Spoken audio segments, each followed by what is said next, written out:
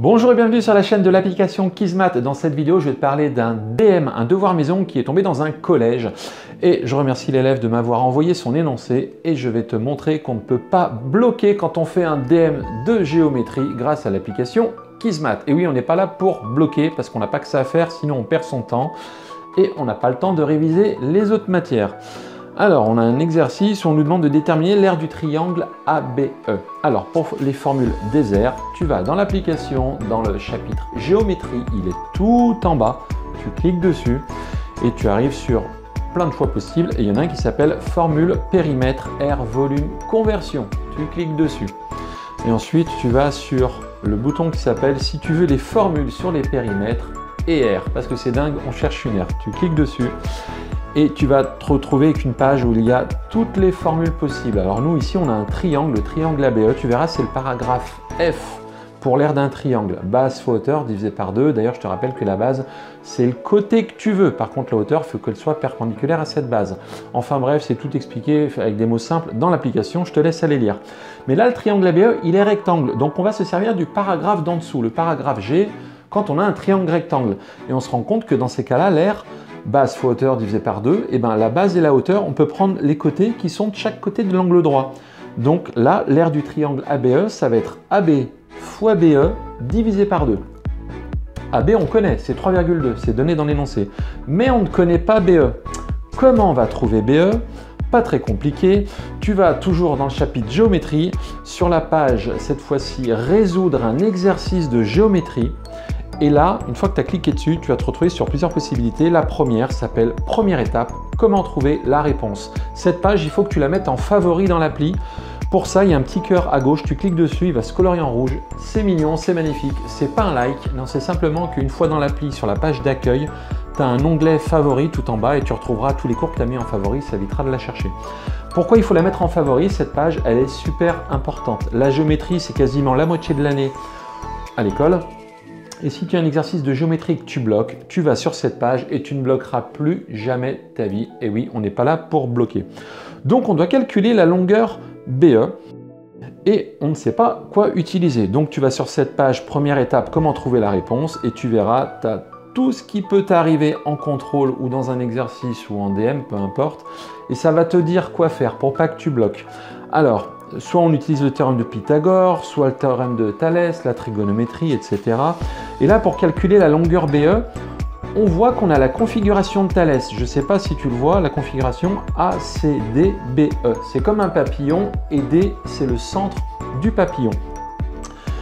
Eh bien, c'est ce qu'on va faire. Il va falloir qu'on calcule, qu'on utilise le théorème de Thalès. Le problème, c'est qu'il va falloir d'abord calculer la longueur AC pour utiliser le théorème de Thalès et après c'est gagné.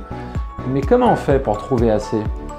Eh bien tu restes sur la même page et tu verras, on relit tout ce qui est écrit et ça tombe bien, c'est écrit juste à côté si tu reconnais le théorème de Pythagore. Eh bien oui, on va utiliser le théorème de Pythagore dans le triangle ABC parce qu'il est rectangle en A, c'est dit dans l'énoncé et on connaît AB et BC, donc on n'a plus qu'à calculer AC.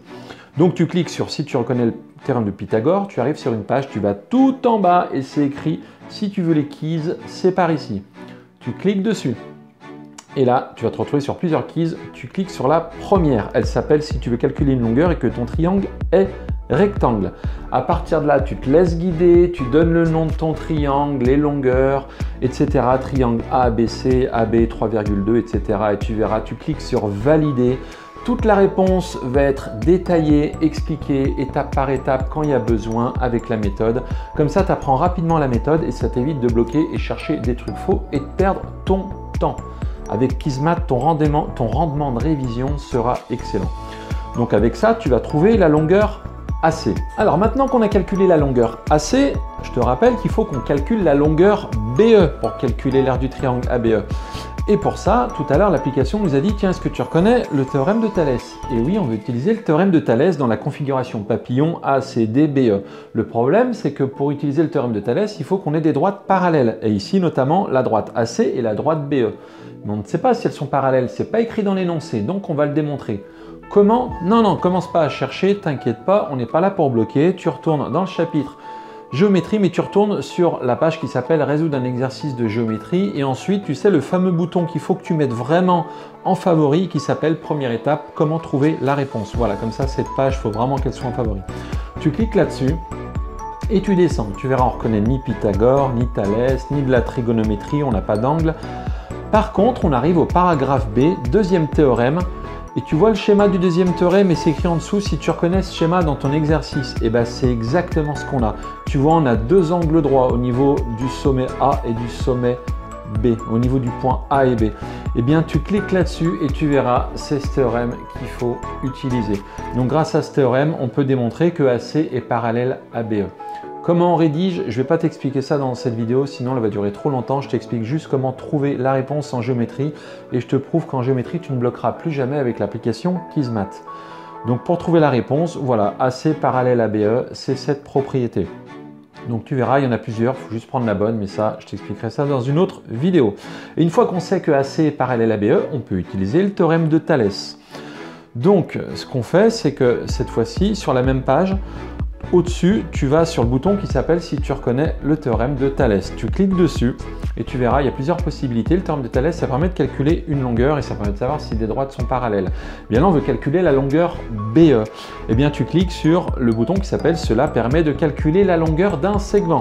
Et une fois que tu as cliqué dessus, tu arrives sur une page où tout est expliqué, la méthode et il y a même un exemple et tu n'auras plus qu'à refaire la même chose avec cet exercice en changeant évidemment les lettres et en mettant les bonnes longueurs. Voilà, et comme ça, ça va te permettre de trouver la longueur BE. Et enfin, dernier paragraphe, on n'a plus qu'à calculer l'aire du triangle ABE. Je te rappelle que tout à l'heure, on avait dit que c'était AB fois BE divisé par 2. AB, c'est donné dans l'énoncé. BE, tu l'auras calculé en faisant tout ce qu'on a fait et tu n'as plus qu'à calculer. Alors, petit conseil de géométrie, quand tu as plusieurs théorèmes, plusieurs propriétés à utiliser, fais un paragraphe par propriété avec à chaque fois un titre. Je calcule par exemple la longueur AC. Tu fais le calcul, phrase de conclusion, donc AC mesure un tel. Ensuite, dans cet exercice, par exemple, on a calculé, on a démontré que les droites AC et BE étaient parallèles. Deuxième paragraphe, je démontre que AC est parallèle à BE. Tu fais toute la rédaction, phrase de conclusion, donc les droites AC et BE sont parallèles. Troisième paragraphe, ensuite on a calculé la longueur BE. Tu mets un titre, je calcule la longueur BE. Tu fais le calcul, t'expliques tout, phrase de conclusion, donc BE mesure. Et enfin, quatrième étape, on a calculé l'aire du triangle ABE. Et là, tu mets quatrième étape, petit 4. Je calcule l'aire du triangle ABE, tu mets la formule, tu mets les calculs. Phrase de conclusion, donc l'aire du triangle ABE. Et voilà, en maths, il faut vraiment que ce soit structuré et je te conseille de prendre une seule propriété par paragraphe. Sinon, tu vas t'embourber dans des explications pas terribles. Allez, sur ce, ciao!